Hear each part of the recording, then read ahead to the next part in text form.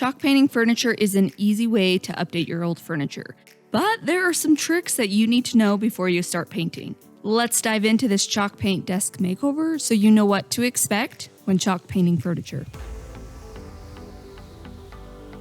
Here's the desk we're painting today. We thrifted it for $25 and we're going to turn it into a fun, bold statement piece.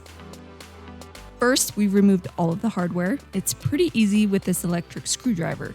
Removing the hardware is an easy way to make your paint job look so much better.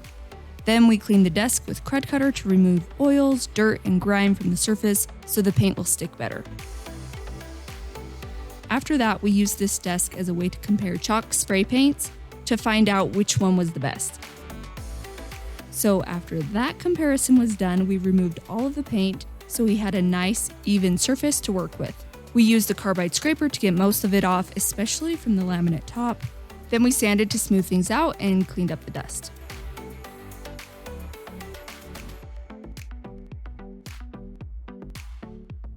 For this chalk paint makeover, we went with the original chalk paint. Annie Sloan in this beautiful Scandinavian pink color.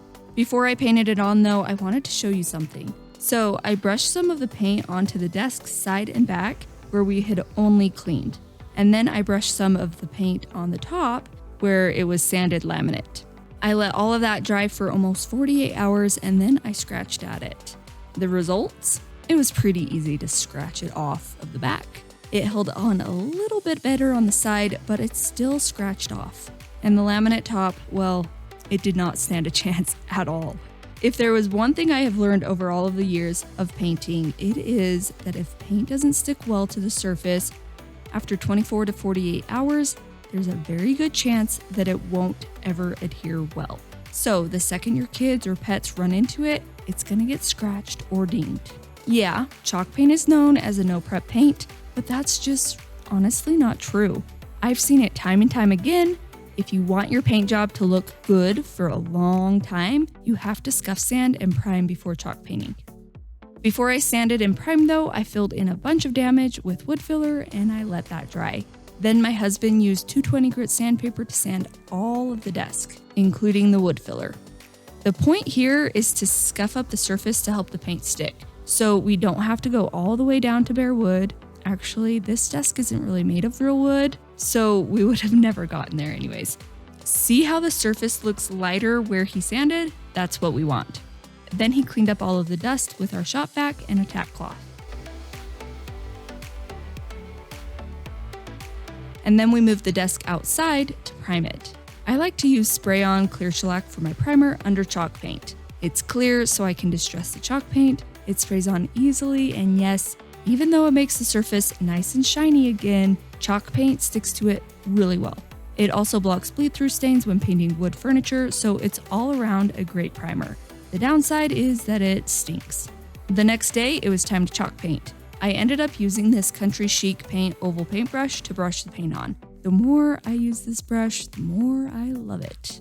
This paint is thick though, so I used a misting bottle to make the paint wetter as I brushed it on. This helps prevent the paint from leaving so many thick brush marks everywhere. Personally though, I prefer just mixing some water into the paint before painting. The misting bottle was kind of annoying to me to just constantly have to keep misting the paint to keep it from drying too fast. Here's what the first coat looked like when it was dry. I definitely needed another coat, but I had forgotten to fill the drawer holes before I started painting so I could change the hardware, so I quickly filled them with Quickwood and then I let it dry. And then I sanded it smooth with 220 grit sandpaper. I painted on another 2 coats of paint, the same way as the first coat. One of the awesome things about chalk paint is how fast it dries. It makes the project go so much faster.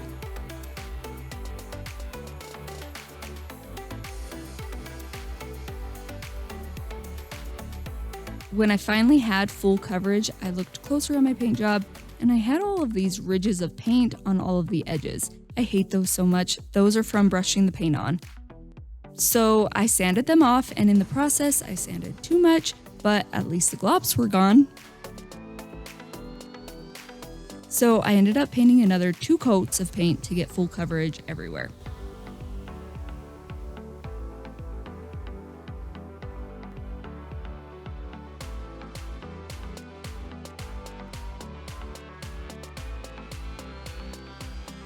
And then I wanted to make this desk even more fun, so I busted out these furniture transfers that I've had collecting dust, cut them up and taped them where I thought that I wanted to put them, and then one by one I removed the backing and rubbed the transfer onto the paint. Aren't they so cute though? Since they weren't perfect, I decided to lightly distress everything to go for more of a worn, old look. I used 400 grit sandpaper to sand the transfers lightly, and then I used 220 grit sandpaper on the rest of the desk to distress the edges and smooth out the brush marks. Then I cleaned up the dust. The worst part about chalk painting furniture is that you have to top coat the chalk paint. I planned to brush it on by hand to show you the process, but by this point I just wanted to be done. So instead I sprayed 3 coats of it on because that's the easiest and fastest way to apply water-based polyurethane. I do have some other videos that show how to apply polyurethane by hand, so if you want to see that process, let me know. You can use wax too, but it's just not as durable and it takes a lot longer to dry, so I like to use water-based polyurethane instead.